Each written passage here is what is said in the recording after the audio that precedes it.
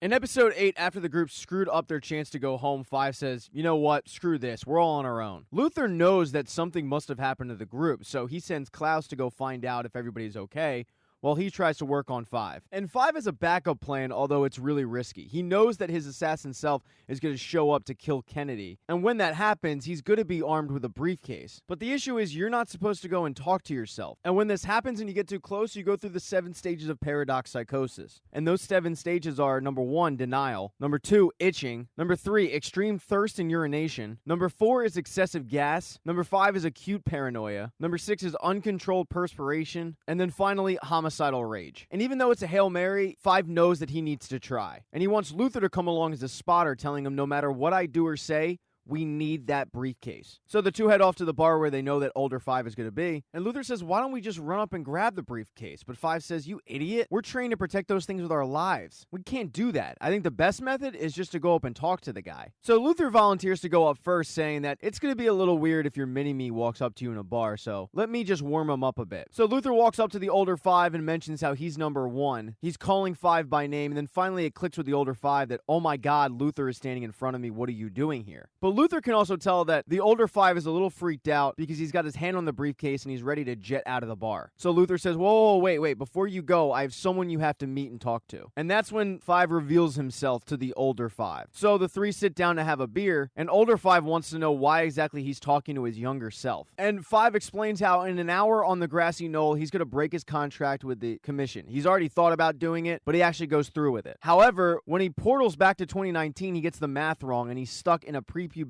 boy's body. Luckily for the older 5, however, younger 5 has fixed the math. Here's the thing though, 5 needs the older 5 to jump, because if he doesn't, then 5 ceases to exist. But when he jumps, he's going to leave a briefcase behind, and that's what they need. So it seems like a win-win. 5 is going to give the older 5 the good math so he's not stuck in the body of a 12-year-old, and in exchange, they're going to get the briefcase that he's going to leave behind anyway. But instead of getting an answer, older 5 just gets up to use the bathroom, which is one of the signs in paradox psychosis. And when he does that, 5 turns to Luther and says, I don't like this, something's off. So they both are going through some of the symptoms. So Luther follows older 5 into the bathroom, and when he does that, he sees that he's looking at the eyeball, and Luther explains that the eyeball is inconsequential, and the whole backstory with Vanya, how she actually is the most powerful one. When Luther's done going to the bathroom, older 5 says, look, why don't we just ditch that guy? Me and you will travel back to 2019 with the good math, and we'll save the world. We'll just be nice to Vanya, apologize for everything. But Luther's worried about 5, and older 5 explains how it's not like he's actually killing 5. He'll still be alive. They're really just killing that mutant 12-year-old that's pretending to be 5. And somehow this is making sense to Luther. Luther is concerned, though, that older 5 is going through paradox psychosis, but older 5 reassures him that he's never felt better, which is denial. When older 5 comes out of the bathroom, though, he tells younger 5 that he has a deal, but he wants to get to Dealey Plaza. And they both are paranoid, scratching themselves, sweating profusely. They're both going through it. And Luther never brings up the fact that older 5 just conspired against 5. Now, during this time, Klaus is trying to find Diego, Vanya, and Allison, and Diego was brought in front of the handler because Lila wants to hire him. She wants to recruit him to work for the commission. Lila tells the handler that Diego can handle himself in the field and he'd be a great addition. And maybe more importantly, there aren't a lot of people that like the handler right now, and it would be in her best interest to hire some new blood that might be loyal to her. So after a little more convincing, the handler finally agrees, okay, fine, take him to orientation, but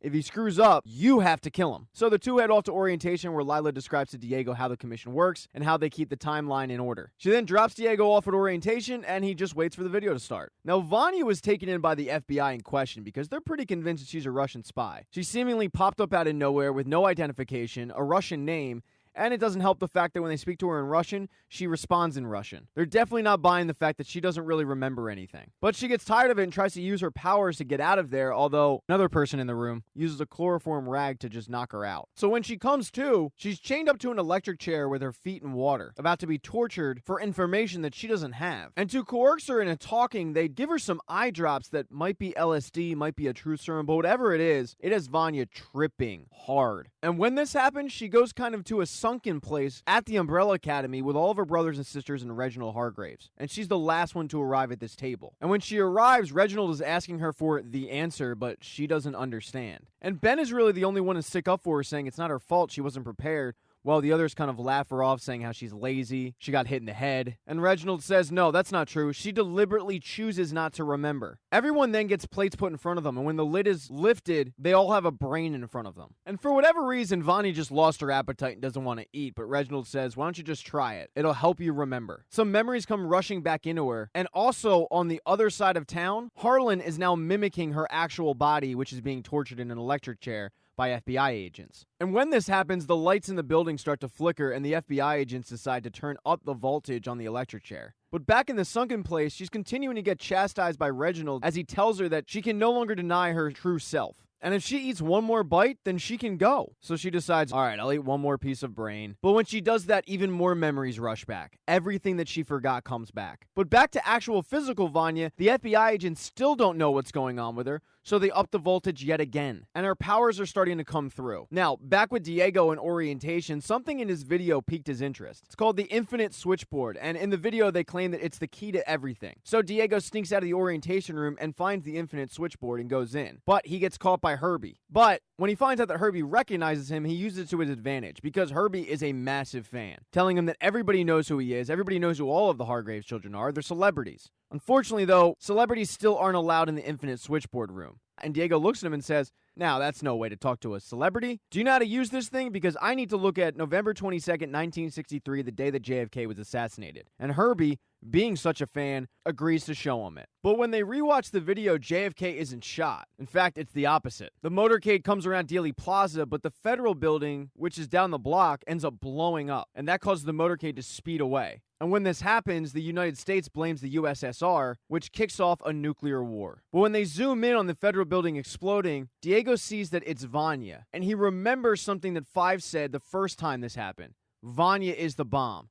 And he realizes that Vanya is always going to be the bomb. So he tells Herbie, I gotta get back to Dallas and save my family. And that's when Herbie enlists the Resistance. And while they're not much to look at, they are able to get Diego back to 1963. Diego and Herbie teleport into Allison and Ray's living room, and Ray has had quite a day. He's got a dead Swede in his living room. Klaus just showed up, and then some new guy just teleported into his living room claiming that he is yet another one of Allison's brothers. It's just a lot to take in for Ray. And Diego pulls Klaus and Allison aside and explains how Allison is going to blow up the federal building, and they have to head over and stop her. But before Allison does that, she needs to have a talk with Ray. And Allison tells Ray that she loves him, and she knows it's a lot to take in right now and process, but unfortunately, she has to go. And Ray understands. So, Allison, Klaus, and Diego head over to the federal building, but they're seemingly too late, because as they're taking the elevator up, they can tell that Vanya's powers are encompassing the building. And when they get to the floor that Vanya is held at, they can barely get off the elevator. That's how powerful she is. And Klaus says to Diego and Allison, yeah, we're here to help her from the federal agents, yet all of the federal agents are dead right now, so why hasn't she stopped? And it's because Vanya is still in that sunken place. And Vanya, who somehow is connected to Harlan as well, opens up her eyes, and when she does that, Harlan does that. And they both have the same eye color.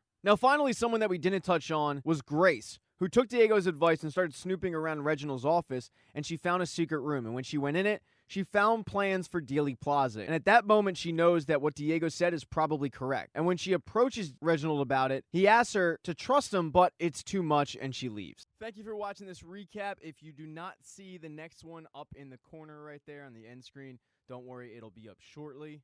Please consider following the channel. That'd be cool. If you liked the video, give it a thumbs up, and if you don't, there's a thumbs down button for a reason.